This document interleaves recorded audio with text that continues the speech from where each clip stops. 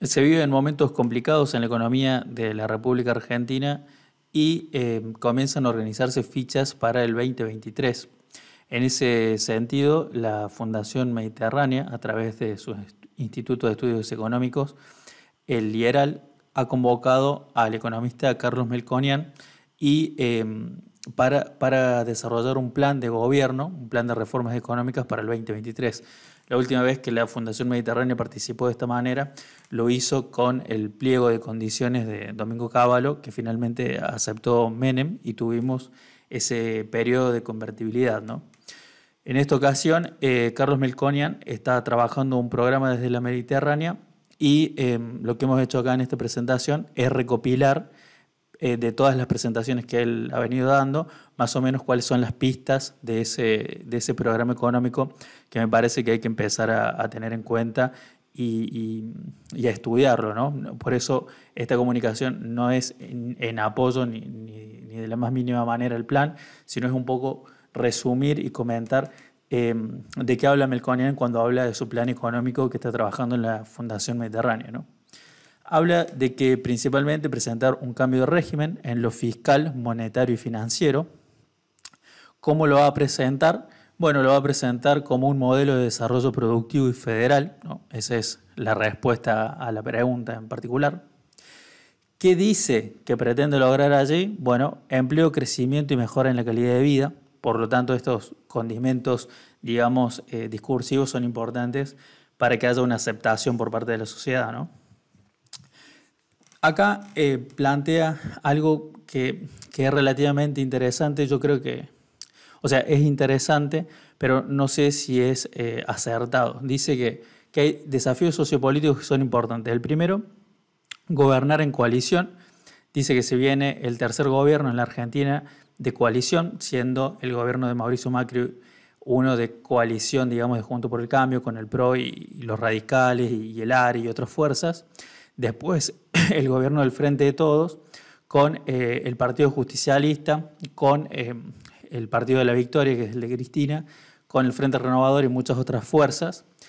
Y allí yo creo que la mirada, digamos, cuando él habla de gobierno de coalición, me parece que él tiene más en mente la forma en la que se componen los gabinetes, ¿no? En lo que son los regímenes parlamentarios, ¿no? Donde normalmente cae el gobierno y hay un acuerdo entre las fuerzas políticas parlamentarias para hacer emerger un nuevo liderazgo. Acá no necesariamente se da ese caso porque vos podés tener, digamos, el ascenso en la alianza electoral son a través de gobiernos de coalición, es decir, una coalición de varios partidos arma una estructura, se presentan elecciones y cuando vos tenés que las dos fuerzas principales son coaliciones, obviamente una de las coaliciones va a ganar. Pero una vez que esa coalición gana, el tema es que podría verticalizarse el modelo de toma de decisiones. Por lo tanto, ese desafío de gobernar en coalición creo que en el caso argentino todavía no aplica. No sé si vamos hacia esa dirección. Después también plantea que hay un punto de partida en el conflicto económico y social, lo que es cierto, digamos, eso está al rojo vivo, ¿no? Su diagnóstico inicial lo resume en estas frases: estanflación y desbalances, ¿no? Y aclara en particular que estamos en un contexto de alta inflación. En el momento que estamos grabando el video se habla de una inflación arriba del 70%, algunos ya dan un piso del 80% para el 2022. Estancamiento, falta de crecimiento en las principales variables económicas, como por ejemplo PBI per cápita, después lo vemos un poco más. Escasez de reservas en el Banco Central, tensión cambiaria y el contexto del acuerdo con el fondo. ¿Cuáles son las principales medidas que tomaría Melconian, ¿no? de lo que él deja traslucir en las presentaciones que viene dando? Utilizar el acuerdo con el fondo como ancla para el programa económico, es decir, más o menos en línea con lo que viene haciendo Guzmán. O sea, la principal actividad del Ministerio de Economía, ir cumpliendo con las metas del acuerdo con el fondo. Para profundizar eso hay que revisar el acuerdo con el fondo, pero básicamente estamos hablando de un contexto de déficit fiscal cero, de poca financiación del Tesoro por parte del Banco Central y juntar reservas, digamos, para irle pagando eventualmente el fondo, ¿no? Más o menos es eso. No reprimir variables económicas, es decir, aflojar los controles de precios. y desatrasar el tipo de cambio. Él lo menciona diciendo que el tipo de cambio tiene que pegar un saltito. Y la técnica de control del tipo de cambio llamada crawling peg, ¿no? ¿Qué no se puede hacer? Dice Melconian, ¿no? Esto es Fundación Mediterránea. ¿Qué no se puede hacer? Dice Melconian. Una mega devaluación. Dice que lo haría, pero no se puede hacer porque hay inestabilidad, pocas reservas y una inflación inercial. Es decir, frente a una mega devaluación pueden explotar todas las variables, ¿no? Este es el pensamiento que deja traslucir Carlos Melconian. Dice que hay un fuerte estancamiento que se da a lo largo de una década. Fíjense, presente este cuadro, que es de autoría de él, acá está Macroviews, que compara lo que es el PBI desestacionalizado para cada país, Argentina, Brasil, México, Chile, Colombia y Perú, medido en 2011 y luego medido en 2021, ¿no? Y acá comenta que a lo largo de 10 años la Argentina tiene una caída en el PBI del 2.5%, Brasil del 2.1%, contra un contexto de toda la región que sube en relación al 20%, ¿no? Entonces dice, venimos de un fuerte estancamiento, ¿no? Si los datos están bien armados, que no dudamos de eso, por supuesto, ahí habría que darle la derecha. El PBI per cápita, que muestra acá con un estimado para el 2023, dice, fíjense acá, del 2006 al 2023, no hay un gran aumento del nivel de vida medido a través del PBI per cápita, ¿no? Obviamente que hay que tener en cuenta que el PBI per cápita no es la mejor medida para medir las condiciones socioeconómicas de un país, quizás lo sea mejor el índice de desarrollo humano, pero bueno, esto es una presentación más clásica o más ortodoxa, digamos, lo que hacen la gente de la Mediterránea. Este gráfico sí me pareció importante. Hablan de la participación en el mercado mundial, ¿no? El porcentaje de exportaciones argentinas sobre el porcentaje de exportaciones mundiales.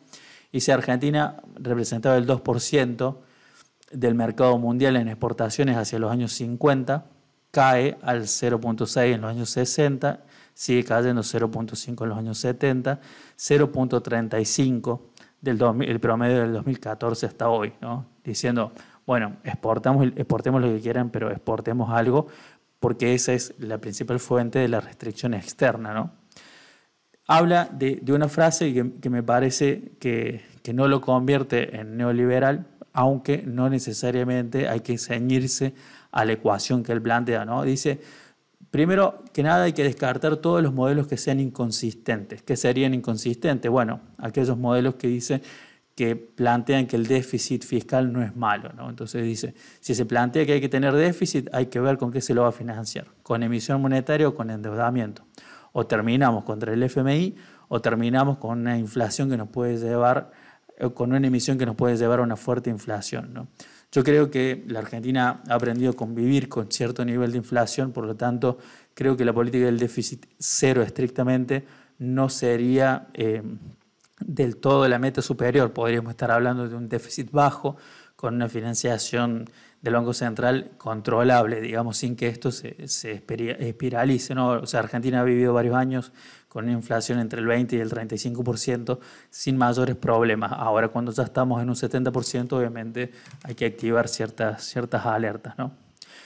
Después comenta algo sobre el mercado laboral en donde no entra en profundidad y otros economistas como Kachanowski también comentan estos datos y no entran en profundidad allí.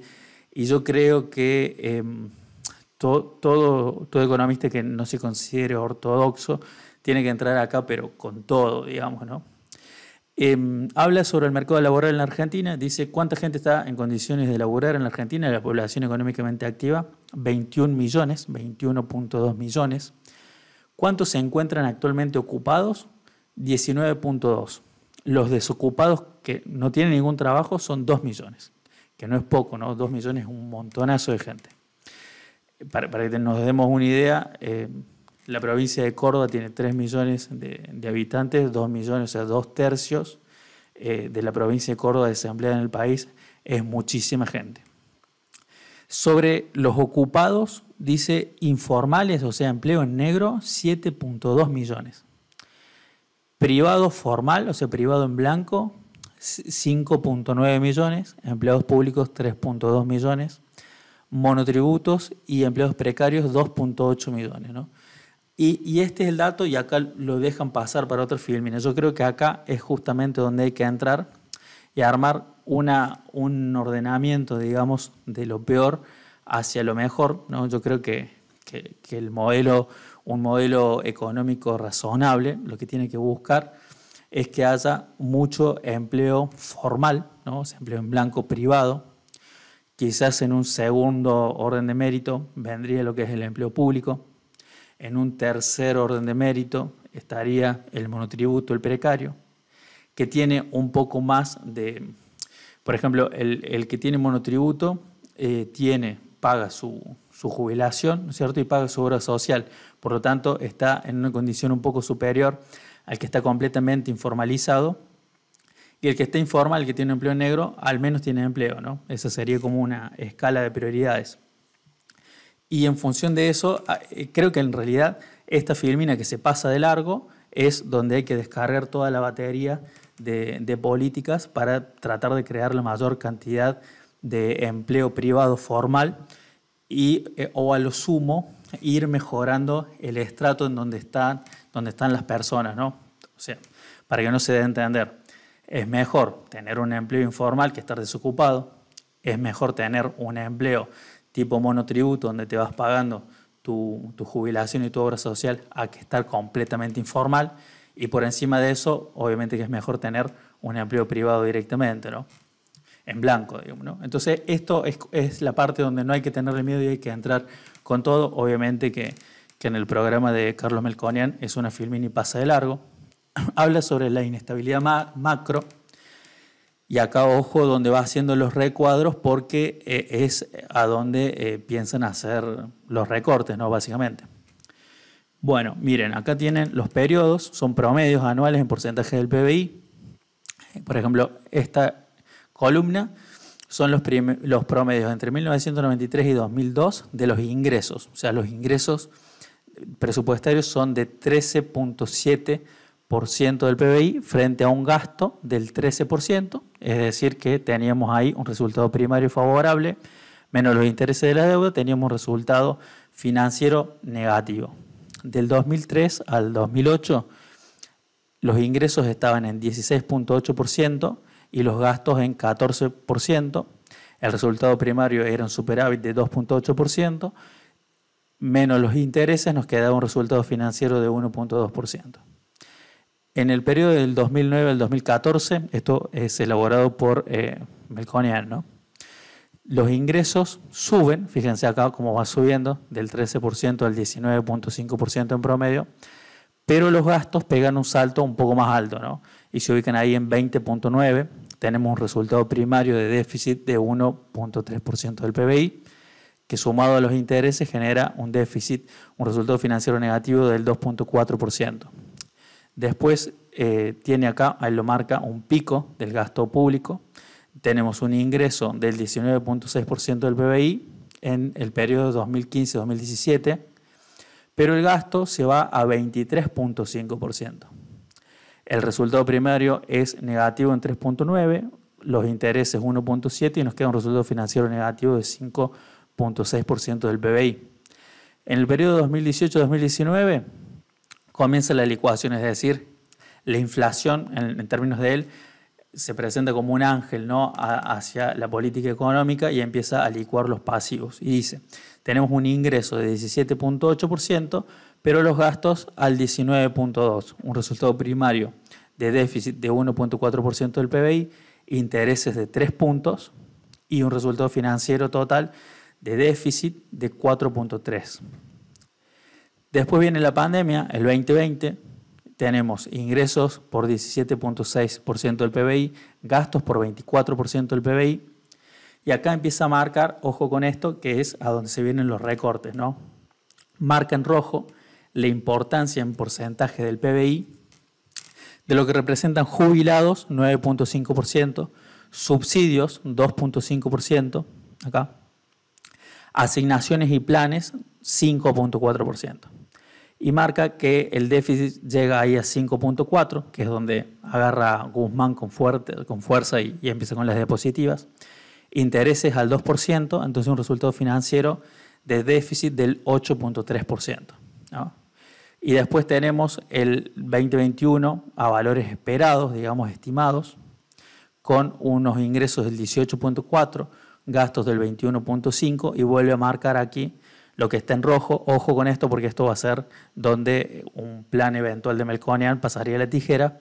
Jubilados 8.1% del PBI, subsidios 3.2%, asignaciones y planes 3.8%, generando un resultado primario de déficit de 3.1% con intereses de 1.7% del PBI y un resultado financiero global de déficit de 4.8% medido en torno al PBI, ¿no? Y marca finalmente fechas importantes para el 2023, fechas importantes donde puede haber alguna desestabilización de estas variables, ¿no?